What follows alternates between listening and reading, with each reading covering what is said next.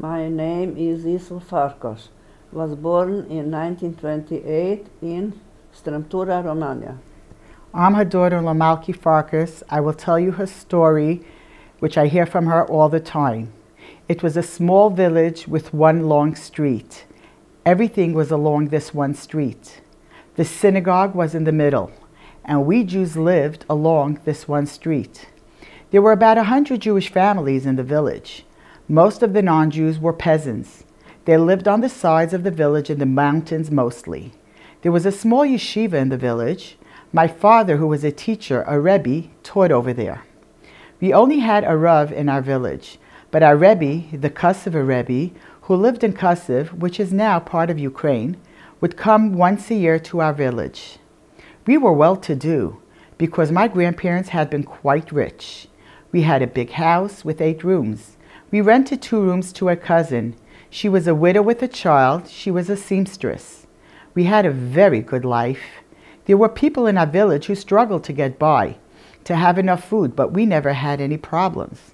I had 6 sisters and 1 brother. He was the youngest. He was only 3 when we were deported. When he was born, the whole village came to congratulate the family. A boy after 7 girls? I went to the local Romanian elementary school. It was a mixed school, boys and girls, Jews and non-Jews. There was no high school in our village, and my parents didn't want us girls to travel to go to school to another town. So I did not go to high school. When I finished elementary school, I worked with children. I looked after them, got them ready for school, cleaned them, and got paid for it. The Hungarians invaded us in 1940. Life became more difficult. In the spring of 1944, they set up a ghetto in Visho, and we had to go there.